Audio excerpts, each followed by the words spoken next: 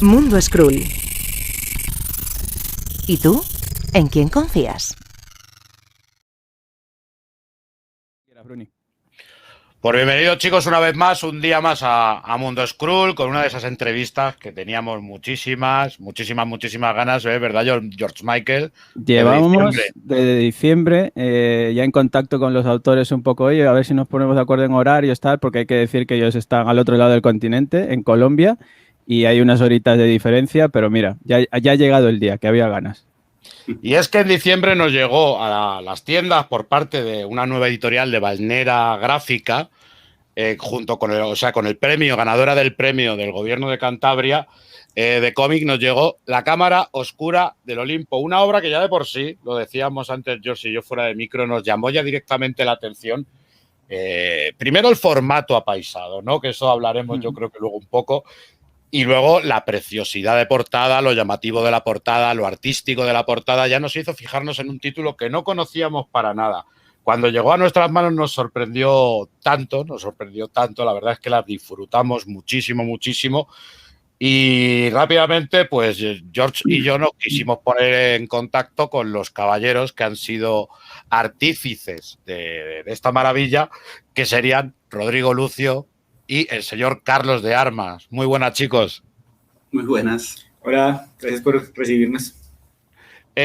Un trabajo, La Cámara Oscura del Olimpo, pero antes de meternos en ella, queríamos que nos hicierais un poquillo un resumen de vuestra trayectoria, porque hay que decir que lleváis cada uno en vuestro terreno, lleváis muchos años dentro del mundo del cómic, de una manera u otra, de la ilustración, incluso de guiones que no son de cómic. Comenzamos contigo, si quieres, Rodrigo, artífice del guión que tenemos entre manos. Tú llevas muchísimos años como editor y guionista dentro del mundo del cómic, ¿verdad? Sí, yo comencé como en 2012, 2013 a publicar revistas de cómic más pequeñas de 20, 24 páginas, algo así.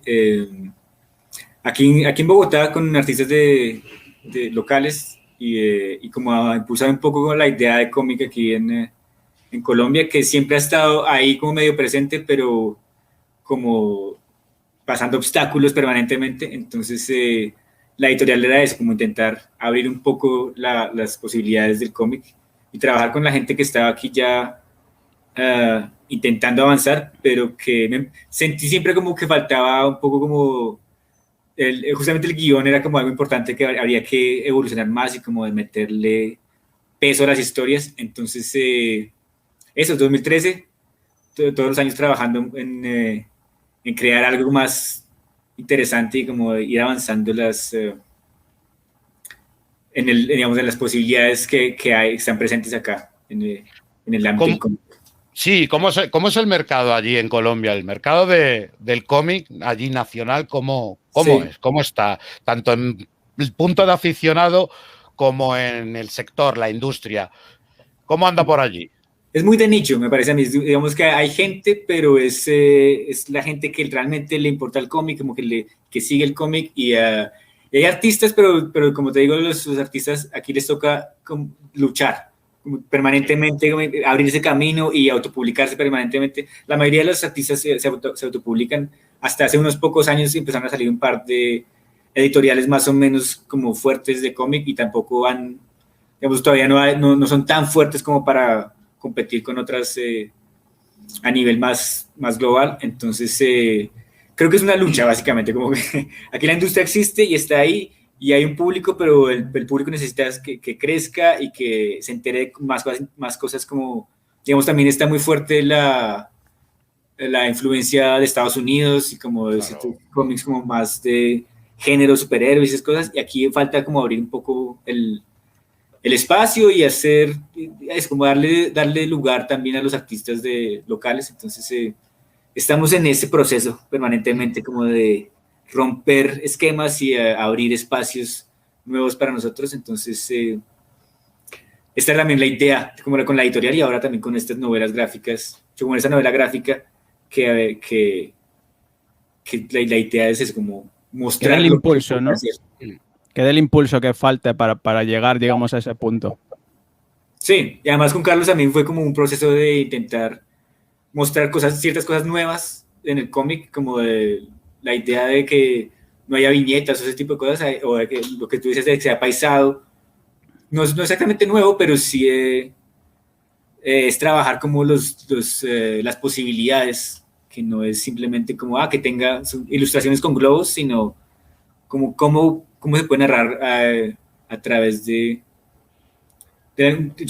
narrar gráficamente una historia interesante y que atrape con todo esto, ¿no? Entonces, esa es la idea.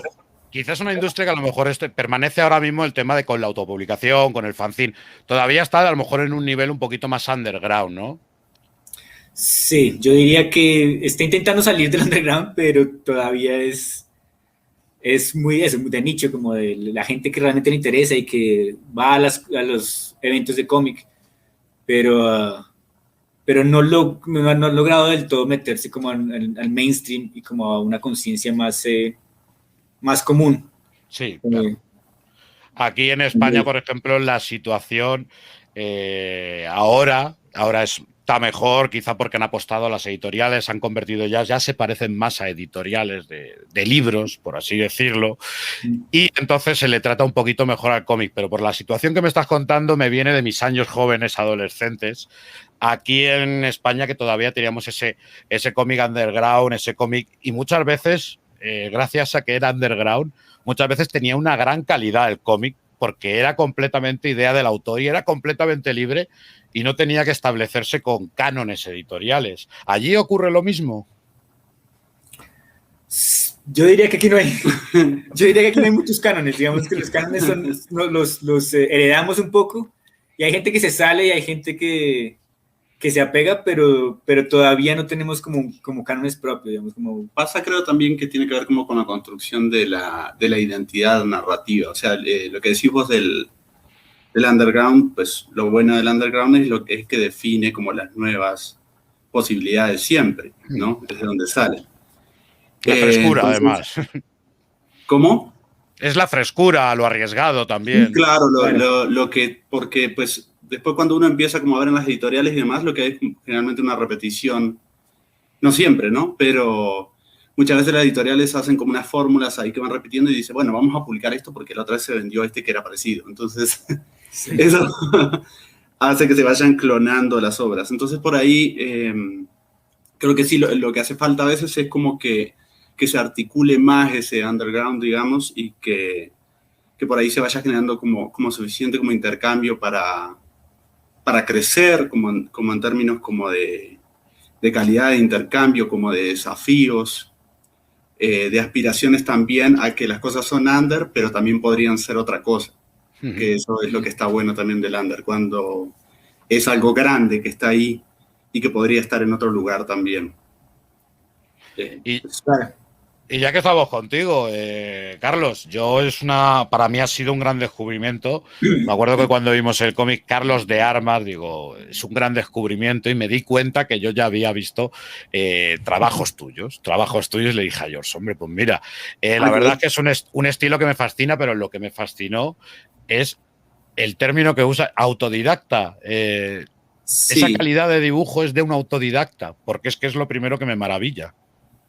Pues igual como que esa idea de autodidacta yo creo que se aplica para todo el mundo, ¿no? Pero, pues, en mi caso es bastante sí estricta porque, pues sí, pues no, más allá de algunos intercambios, siempre como que aprendí más que nada como de ver trabajos y de aspirar a hacer cosas.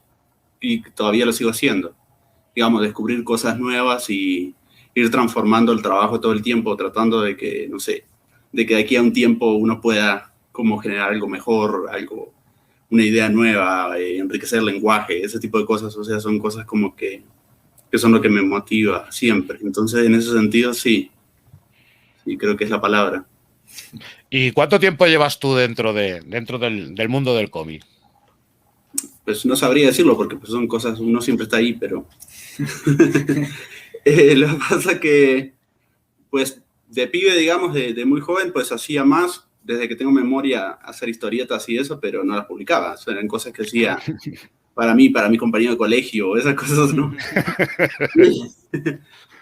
cosas que pasaron al olvido alegremente y fueron destruidas tal vez en algún momento. Y luego durante muchos años, pues yo trabajé como caricaturista viajando y eso. Todavía ocasionalmente lo puedo llegar a hacer. Y entonces durante varios años también dejé eso, luego como que me enganché mucho en la ilustración y pues quería como hacer cómic, pero a veces uno como que siente que no está haciendo algo que lo llene a uno. Digamos que con Rodrigo además estuvo bueno porque nos encontramos justo en un momento que yo estaba como retomando esa actividad después de varios años de no hacer nada de cómic como tal, más allá de que las ilustraciones siempre tienen como algo de eso, la narrativa para mí es importante. Y justo nos encontramos y pues empezamos como a explorar eso y yo le decía, sí, ¿qué tal si hacemos esto? ¿Qué tal si hacemos esto otro? Así como una cosa así. Y demorando un montón también, como esas cosas. Pero pues ahí también como que fuimos como aceitando eso, hicimos otras cosas, hicimos como historias cortas que se fueron por ahí, qué sé yo, para la heavy metal, para concursos, para cosas así. Y bueno, y también como que volví a retomar eso y a escribir mis propias historias, esas cosas que siempre como uno hace, aunque no haga nada a veces con eso. Ahora por lo menos como que las redes ayudan como a que uno las ponga en algún lugar y de vez en cuando la vea alguien. Alguien que la quiere. Sí. La verdad es que las redes, lo hemos hablado ya con varios autores, le da la posibilidad también a mucho artista que por fin tenga visualización, ¿eh? Sí, claro. Sí. Antes era muy difícil lo de que tener que ir con el portafolio, o sea, a todos los lados. Y primero que te lo miraran, segundo que que salieran a algún lado. Sobre todo también, por lo menos a mí me pasa que me cuesta como eso de ir a mostrar el trabajo, ¿sí? Pero pues las redes ayudan. Claro. No, pues también eso está bueno como de trabajar con alguien más. Que o lo hace o te dice, no, pero hace esto, entonces pues uno lo hace, porque uno lo puede hacer solo que si no, no lo hace, ¿viste? Entonces, lo bueno de las redes es que, bueno, uno lo hace, lo muestra ahí sin pretensiones. Claro. Que esa es la parte que es interesante, hacerlo sin pretensiones y que tal vez se convierta en algo. Y no, pues eso es súper aprovechable. ¿Y cómo surge la idea de esta, la cámara oscura del Olimpo? ¿Cómo surge entre los dos esa idea de decir, vamos a hacer esta obra y ya de paso hacernos un resumen, ¿no? De qué nos vamos a encontrar, qué se va a encontrar el lector en esta obra? Bueno, claro, Rodrigo me propuso la historia y pues ahora él puede contar cómo se le ocurrió. Digamos que yo tenía una idea de lo que iba a suceder. Hace rato tenía un esquema, digamos, una estructura más o menos de qué iba a pasar. Y me encontré con Carlos que estaba también, yo lo veía trabajando como con dioses griegos. Y que me parecía muy importante porque digamos que yo estaba pensando que en algún momento lo haré con alguien, pero cuando lo haga me va a tocar explicarle un montón de cosas de simbología y como el tono de cada uno de los dioses y como que va a ser todo un proceso nomás para comenzar y para tener como un tono de cómo los dioses del Olimpo se ven y se portan a sí mismos y simbolizan con sus movimientos y con sus palabras, digamos, como que son muy, cargan muchos significados en cada uno de los movimientos. Entonces, cuando me encontré con Carlos fue buenísimo porque tenía un montón de dibujos como de dioses que ya tenían como esos tonos, como ya tenían la carga un poco de cada uno, como con su atmósfera, con su forma de ser. Entonces, más o menos eso como que cuadró así de una manera muy, muy, muy fácil. Y yo tenía una idea, digamos que es una idea es un poco más larga que este libro, es una idea que podría continuar más allá, de cómo la civilización occidental, digamos que tiene ciertos lugares que se repiten, lugares comunes que atraviesan la historia y que vienen desde la mitología, desde cómo uno se piensa uno mismo y atraviesan la historia a través de, digamos...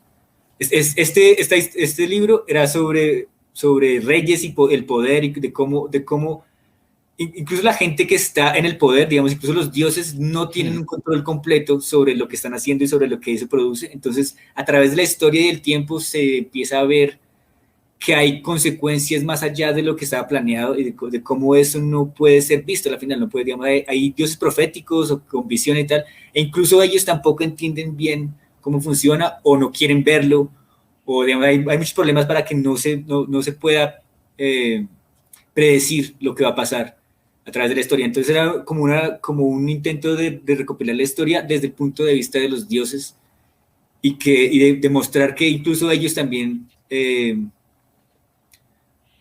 digamos, son víctimas de algo más grande, como que nadie puede estar a cargo realmente de la historia, sino que la historia nos pasa por encima a todos. Y era un poco como una idea de atrapar esa idea, esas intenciones como en algo que lo simbolice, una narrativa que realmente muestre a través de mil años más o menos, que es como lo que dura desde el principio hasta el final la novela, cómo el poder y las transformaciones del mundo, digamos, lo que nos hace a nosotros como si nos hace a nosotros parte de la civilización occidental, de cómo eso no tiene control y no está a cargo de nadie, sino que nos atraviesa a todos y que es digamos, nos contiene, la historia nos contiene y hay que trabajarla desde adentro un poco, como entenderla un poco para ver uno en qué lugar está. Además, otra idea, a mí otra impresión que me da en la obra muchas veces es un juego también realmente. A ver, un juego, o al menos eso parece, porque el ser humano, hablamos de que los dioses responden ante algo más, pero es que directamente aquí el ser humano son simples y meras fichas de una partida de ajedrez realmente movidas por antojo de los dioses, y es casi una competición de ajedrez. A mí, ya te digo que en esa parte de la obra sí. Hablabas también del tema de la personificación de los dioses, y está muy bien conseguida, porque vamos a ver, ya sabes de qué pie cojea cada uno en cada uno de los diálogos, y no me extraña que vieras con Carlos, encontraras esos dioses, porque otra cosa no, pero Carlos tiene un estilo muy clásico, tiene mucha influencia de lo clásico, pero ojo, no solamente en esta obra, sino que ya en otros trabajos y en otras ilustraciones tuyas se denota ese gusto, ¿no? Por la esencia más clásica, más barroca, ¿verdad? Sí. Aunque también como un poco como de lo fugaz, como algo más actual, pero sí, eso es lo que alimenta todo. A mí siempre me ha interesado la cuestión mitológica, sobre todo lo simbólico y demás, y la repetición también a lo largo de la historia. Creo que en eso también como que nos encontramos ahí. Entonces son cosas como que uno va explorando, cómo se sobrescriben los símbolos y demás, y cómo el arte da cuenta de eso.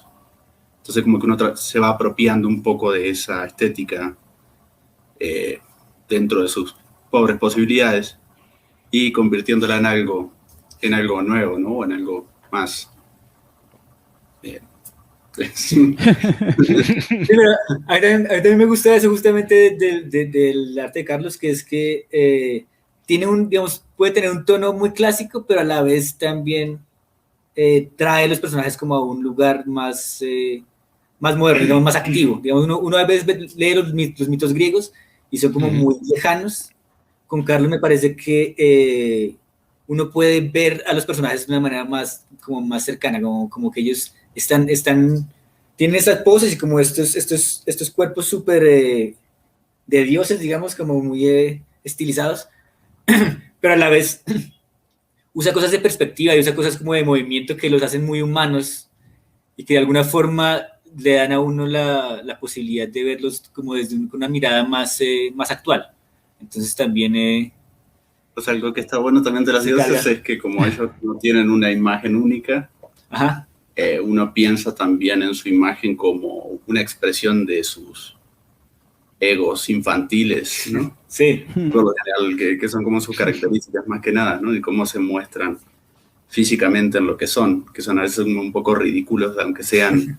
como exagerados. Sí, una mezcla entre majestuoso y ridículo, ¿no? Que es lo que uno sería si no fuera como un dios, ¿no?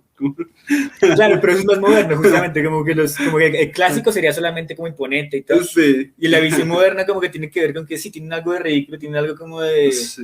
Justamente, se les pueden ver los defectos un poco, se les pueden ver... Exacto. Carlos.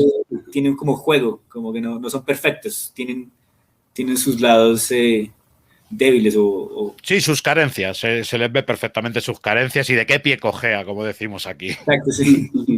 Sí, Carlos, muy humanos, como son, incluso los dioses también tienen esta idea de no es la cosa por allá lejana, sino que ellos también pelean por cosas tontas y como que no saben cómo actuar y Que no son perfectos. exacto, sí, como que tienen mucho de dónde jugar y de cómo aprovecharse los unos de los otros y maquinar y cómo hacerse intrigas y pullarse por el lado. Eso también era una parte importante, como que ninguno de ellos va a tener una ventaja obvia, sino que tiene que ser como cada uno usa sus armas y sus armas también están escondidas como en la forma en que se mueven, la forma en que hablan, todo eso. Entonces, sí, además eso lo podemos ver con la contraposición de Atenas-Roma, ¿no? De Ares-Atenea, que estamos viendo ahí un poquito la lucha de la razón contra la fuerza, ¿no? sí. Pero también vemos cómo la razón también tiene su lado malvado, o sea que la razón se puede usar para tu propio beneficio. Lo vemos con esa lucha, con esas dos luchas de dos ejemplos diferentes de llevar de manera las cosas. Claro, y tiene también un lado débil, digamos, también tiene la razón que parece como que podría abarcarlo todo y entender, también tiene sus carencias y también tiene la forma en que puede ser derrotada de maneras muy específicas que digamos, o también, digamos, eso también se explica como con Hermes, que en ciertos momentos, digamos, él tiene él es dios de muchas cosas, entonces en ciertos momentos simboliza el conocimiento, y como el conocimiento y el saber no son lo mismo, y uno puede utilizar al otro, y eso, como que no es ninguno puede ser como completo, sino que cada uno depende de cómo se mueve, puede ponerle trampas al otro si así son los dioses, ¿cómo será como los humanos? Como que los humanos si todavía son mucho más abajo, que les tocaría pensarlo mucho mejor para enfrentarse como a los conflictos que tienen enfrente. Y hablamos de que el guión no es tampoco muy fácil, quiero decir, no ha tenido que ser fácil, tal como lo has representado tú. Esos saltos de tiempo, el intentar representar y conseguir representar saltos de siglos, a lo mejor en muchas ocasiones en una sola viñeta ha tenido que ser difícil, pero yo creo que ha tenido que ser bastante difícil, o no, ojalá equivocarme, el ponerte de acuerdo con Carlos para ver cómo podía representarlo él y la idea que tú tenías. Ese en particular creo que no fue tan complicado. Digamos, sí, no sé. Hay otros elementos más complicados, como cuando, que sé, con Alejandro Magno, cosas así, que es más bien demasiada información y alguna que no era tan relevante, entonces como cortar o cosas así. Pero los saltos me parece que estuvieron bastante bien, como entre capítulos y además también haciendo referencia como muy claras, unas referencias muy claras a Homero o a Virgilio, como en las historias que ya están, entonces como que esos cortes más o menos seguían ciertas líneas que me parece que son como más el lector le queda más fácil de seguir, como que tienen líneas que ya están marcadas por los mitos, entonces no creo que haya sido como un problema eso en particular. Y es que además yo creo que directamente visualmente, en cuanto abres el libro, también te da la sensación de velocidad, de que las cosas ocurren muy rápido. Te da la sensación de un caos. Yo decía, es un caos. Aquí hay horror vacui, o sea, aquí directamente hay horror vacui. Está todo, está todo. Te daba la sensación, que a mí eso me encanta, ¿no? Con eso ya me gana una obra. Pero ya la historia me da la sensación de velocidad. Y justo con esos saltos entre viñetas de siglos, parece que se combina todo muy bien y es lo que hace llevar perfectamente el ritmo. Sí, yo creo que hay una intención igual ahí también, que es como que sea eso, justamente como una visión moderna a la anterior, entonces también tiene algo como de barroco, de recostarse como en la atmósfera de lo antiguo y eso digamos que también tiene que ver como con eso, como con llenar el espacio y que a nivel narrativo pase todo como si fuera muy corto, que también es como el tiempo de los dioses, ¿no? Que es que todo va rápido, digamos que no es el mismo que el nuestro. Exacto, los milenios son para ellos algunos años, entonces también tiene que ver con que ellos tienen una vida muy intensa, pero a la vez los milenios van pasando y ellos simplemente tienen que avanzar y van, y digamos, las generaciones, los nuevos reyes, los nuevos poderes del mundo van pasando y ellos como que ellos tienen que seguir con eso, entonces es un tiempo que sí que es comprimidísimo, digamos, tiene siglos y siglos y cada capítulo bueno, no significa varios siglos, pero sí de un capítulo a otro saltan y para ellos no es nada, para ellos es como un paso más, entonces también tiene que ver con simbolizar eso y como desde ahí también se ve que los mortales somos como bastante más frágiles, como efímeros. Y hablando de tiempo, ¿cuánto habéis tardado en realizar la obra desde que la habláis hasta que la habéis publicado? Que ahora hablaremos también de la publicación, el cómo tuvisteis la oportunidad de publicar ahí, el presentaros al premio, pero ¿cuánto tardasteis desde que sale el proyecto hasta que lo habéis publicado? Porque empezamos muy lento. Sí. Primero era como que la íbamos haciendo, pero haciendo otras cosas y por ahí unas páginas y luego por allá otras. Al final fue como una cosa que se... Al final, sí, en el 2020 terminamos la novela, que fue como un impulso final. No, en el 2020 no, en el 19, porque... Pero en el 2020 con el color. Eso sí, pero sí, claro, sí, lo del color. Desde 2017 estamos trabajando en la novela, 2017, sí. Y los primeros 2 años, 2017 y 2018, fueron como más normales. 2019, sí, un poco más, y el 2020 fue como el color. Sí, eso fue condensado. Lo habíamos pensado como que puede ser blanco y negro, pero al final dijimos, no, pues ya, color. Y el 2020 fue también cuando nos ganamos el premio. Bueno, el 19 a finales, sí, claro. Y el 2020 estuvimos trabajando, digamos, el 2020 nos avisaron y estuvimos trabajando en la novela. Y ese sí fue como un arranque de que tocaba hacer todo el color, digamos que, bueno, ahí hay trabajos que son como de poco a poco y luego es, bueno, ahora una repasada de todo el trabajo, de todas las páginas.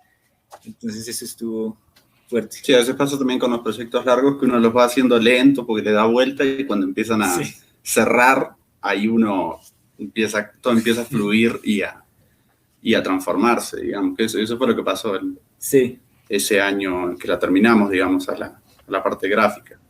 Fue como que veníamos muy lentos, una página por allá, otra página por allá, y de pronto, ahí esto ya tiene como la forma real, porque pues eso también está bueno, como que los proyectos se van transformando, incluso en el guión, porque pues uno tiene como planes, pero luego pasan otras cosas.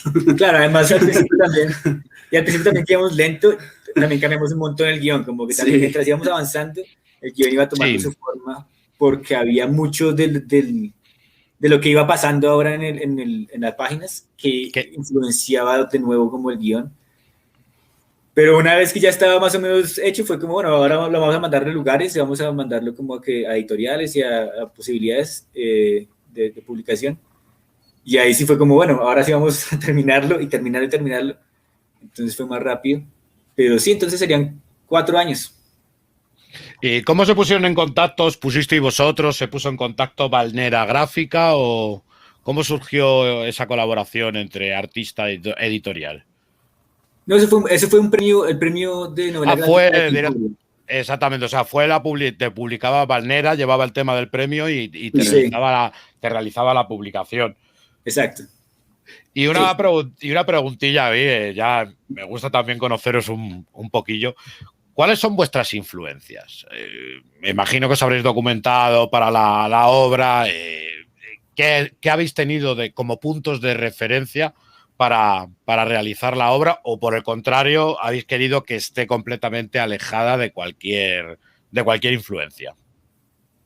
¿Cómo qué? ¿Tú qué dices? Yo trataba de que, pues a mí, eso como que lo elijo de acuerdo también como a lo que sea la historia, porque en parte uno pensaba como en hacerlo como algo histórico, pero en sí, más allá de los recursos históricos literarios y de la historia en sí, de las cosas que pasan, este relato va por otro lado.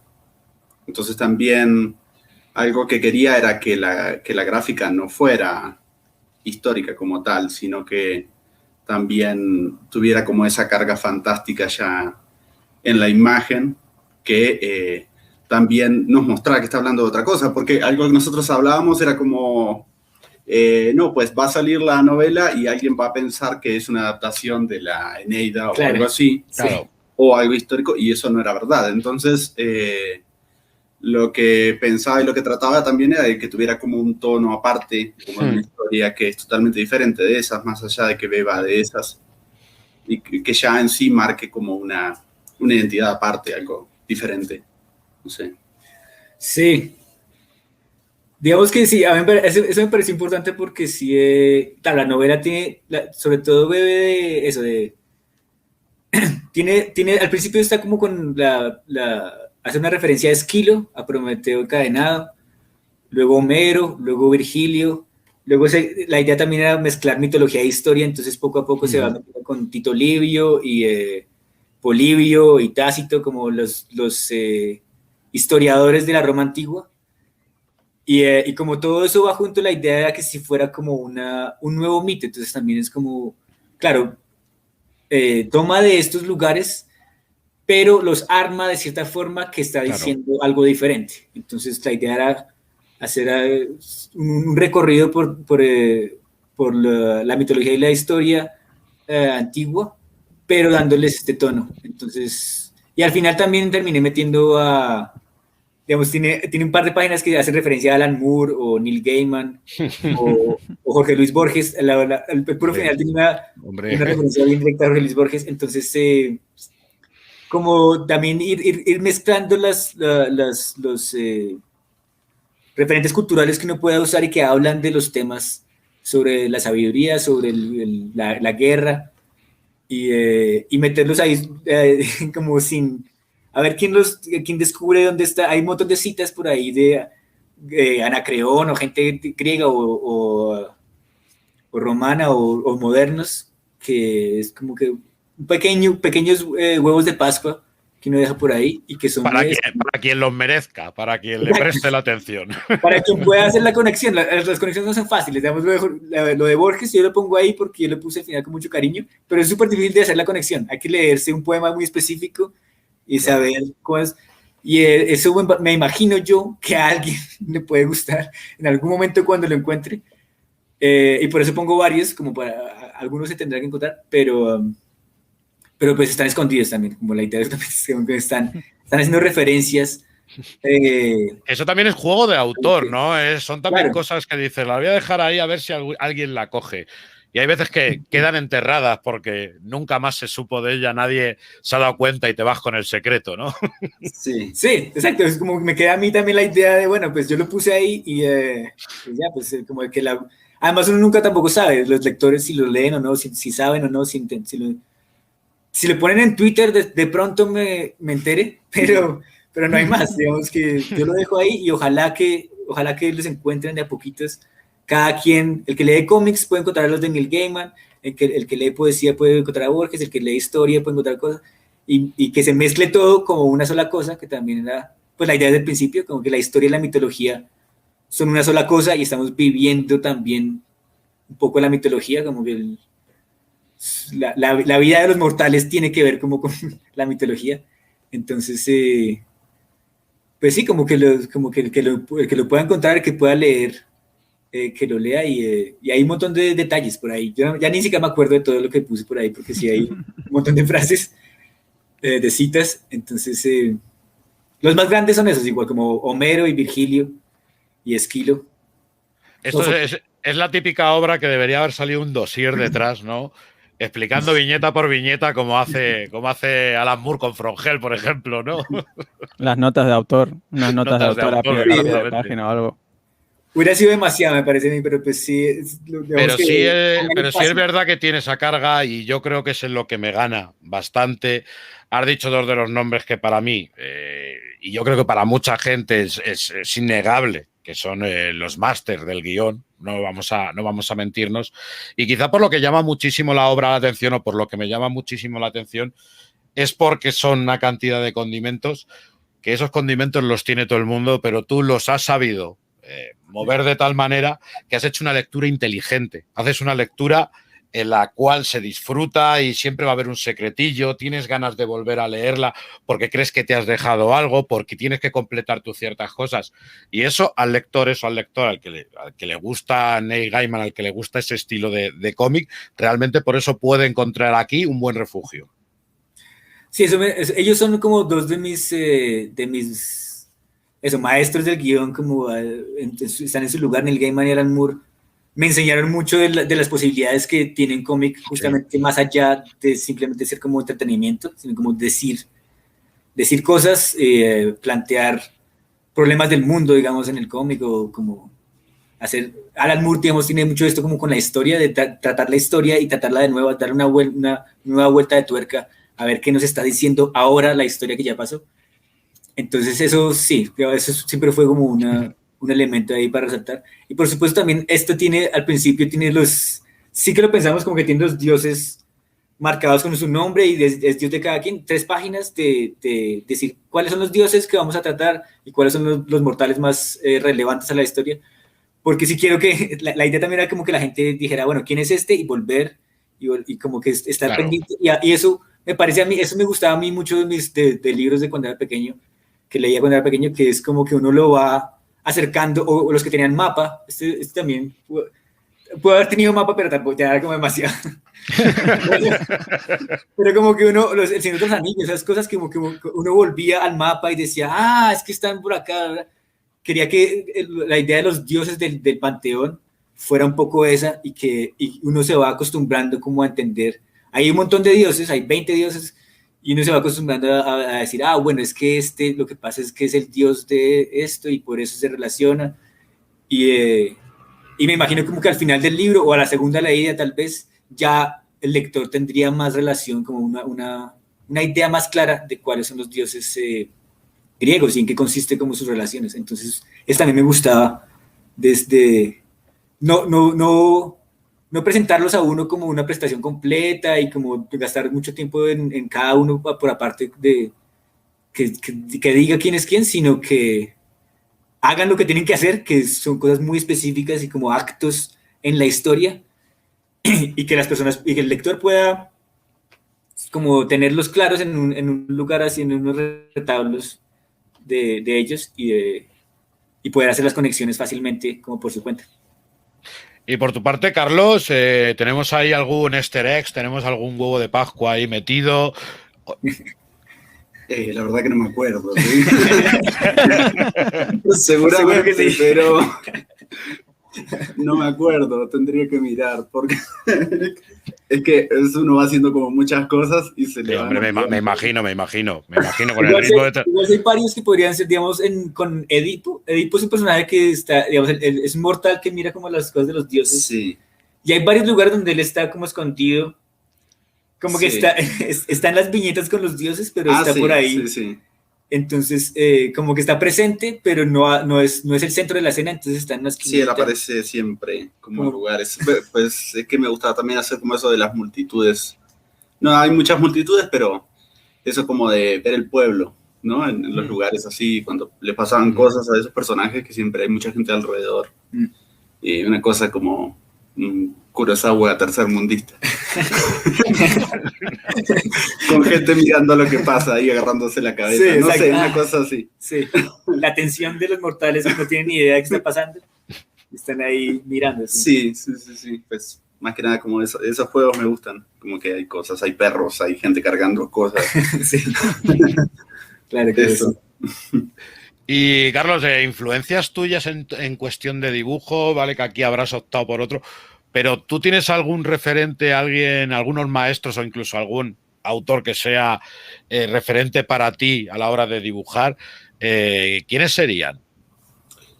Pues a lo largo del tiempo han ido cambiando. Pues antes, de pie me gustaba mucho como el cómic gringo, digamos. Lo que eran como... Siempre me gustaban como los artistas que hacían cosas raras, como que no eran tan... ¿Puedo hacerte una pregunta? ¿Sam Kidd? ¿Cómo? Sam Kidd, el de The Max, el autor de The Max. Sí, pues eso me gustaba, como es el de Batman, ahora ya no me acuerdo el nombre. Bruce Timm. No, el que hacía esos Batmans así súper macabros. Kelly Jones. Sí, claro, que eran como súper deformes también, como anatómicamente incorrectos y todo. Cuando vi una de las páginas, le dije a George, dentro de todo lo clásico, digo, me recuerda muchísimo a Sankiet. Me recuerda muchísimo a Sankiet. Había algo, para mí es que, bueno, sabe George que es mi autor. Sé que los hay mejores, pero es mi autor fetiche. Y me dio esa primera impresión. Sí, o me gustaba como es que era muy popular en los 90, Bachalo. Chris Bachalo, sí. Sí. Que incluso me gustaba como que a veces no se entendía, y precisamente eso me gustaba. Porque como uno tenía como una relación de quedarse con el cómic, entonces uno miraba el cómic y a veces no entendía qué era lo que estaba pasando, y luego volvía, ¿no? Entonces volví y decía, ¿por qué hizo esto? ¿Por qué resolvió las cosas así? Después, no sé, pues como argentinos, ¿no? También. Sobre todo como Quique Alcatena, que es un grande. Sí. Y pues en la época también era como, sí, o sea, como una influencia muy fuerte de él. Lo que pasa también como que el trabajo de uno va cambiando bastante y a veces vuelve a cosas o como que las agarra un poquito, que no sé qué, ni siquiera se da cuenta ya, que eso también es, sino como que las cosas ya uno las tiene como más incorporadas, esas influencias, y no sé, eso que decís vos también, lo del arte como clásico, así, a mí eso siempre me gustó. O sea, como esa cosa como de cuando uno era niño y veía esas estatuas y esas cosas y decía, yo nunca voy a poder hacer algo así. Pero percibo algo, tengo como ese sentimiento frente a eso, y era una nostalgia, ¿no? Una llamada de nostalgia ahí. Sí, como del arte en sí, como que le habla a uno y uno no sabe qué le dice, pero entonces uno como que vuelve a eso, porque vuelve como a esa sensación de la imagen que le habla a uno y quiere que tal vez como evocársela a los demás, como, no sé, hacer que digan, ay, pero hay arte en algún lado, ¿no? No sé si está acá, pero en algún lado está y esto me lo recuerda, y ese tipo de cosas que son bonitas, me parece. Pues la verdad es que se nota muchísimo. Lo del tema clásico se nota muchísimo, ¿eh? Yo tenía una pregunta, Carlos, para ti. Por el proceso que tú utilizas, ¿es tradicional, es digital, combinas ambas? Por lo general tradicional, pues ahí lo que hice digital fue el color, pero no, yo trabajo sobre todo como estilógrafos y marcadores y cosas por el estilo. Es lo que me gusta, como la forma y la luz, ¿no? Son las cosas que siempre me gustan, atrás de las que corro, digamos. La línea que da la forma, el movimiento y la luz. Entonces eso me satisfacen mucho esos materiales bien rústicos, digamos, como cosas simples, baratas, que uno anda como con eso y hace cosas complejas con eso. Eso totalmente. Totalmente. Sí, como la relación que quiero con el dibujo siempre es esa, como algo que sea sencillo y que uno pueda usarlo para hacer lo que quiera. O sea, lo que uno quiera decir lo puede hacer con eso. Es como un objetivo interesante del oficio, me parece a mí. Sí, como un trabajo artesano, ¿no? Realmente. Sí, como una cosa más directa, además, como decir, necesitamos poco para hacer lo que queremos hacer. Y en general, ¿cuál ha sido la respuesta que ha tenido la gente sobre esta obra, medios de prensa o cómo ha sido? ¿Qué comentarios os han llegado de vuestra obra? Lo que pasa es que todo llega desde muy lejos. Todos los comentarios han sido desde España. Entonces me parece que es como que nos llegan unas sombrillas de lo que podría estar pasando. Me parece que es como que son buenas las reseñas o los comentarios que han hecho. En general son bastante buenos. La gente lo recibe bien, les gusta. Y me parece que poco a poco también, al principio decían eso, como son recuentos de mitos. Y poco a poco ha ido avanzando como la idea de, no, es una historia que utiliza los mitos para decir algo nuevo, como una nueva historia. Entonces, la idea ha ido avanzando, pero pero lo chistoso es eso, como que nos llegan a ideas desde España, como comentarios por ahí, uno buscando en internet, ¿será que alguien ha dicho algo?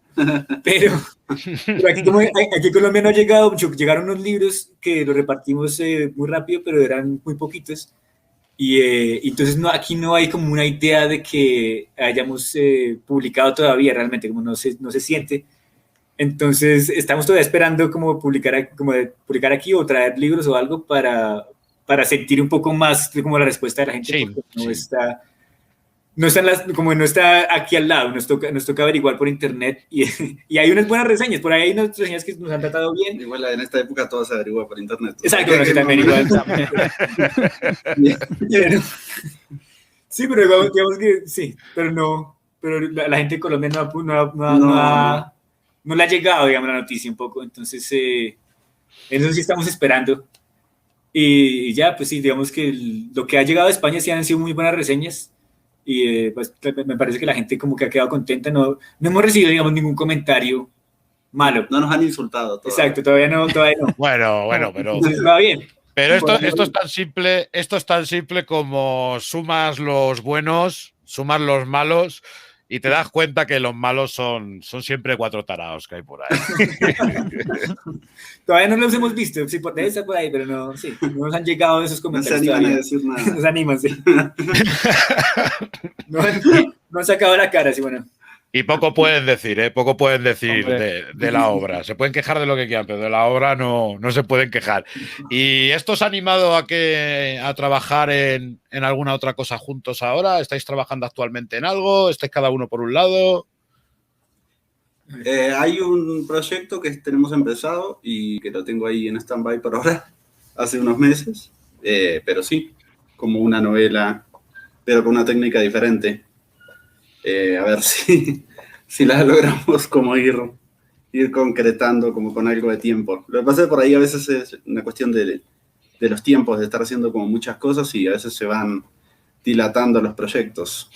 Pero pues algo bonito de esto de la novela es que pues un poco con paciencia ahí las cosas se van convirtiendo en algo, no sé. Sí, pues es una novela también vamos a continuar como por el lado mítico, entonces también estamos tratando como la idea del pecado original, darle toda una nueva vuelta y pues sí, se ve muy bien, está un poco como eso, como en stand-by, en este momento no estamos activamente trabajando, pero sí la tenemos para publicar pronto, pues como para terminar pronto, entonces vamos a ver, porque si es bien diferente, digamos que la técnica es otra técnica completamente diferente y va a tener otro tono y otra atmósfera, pero yo la veo como muy... algo muy bonito, digamos. Promete.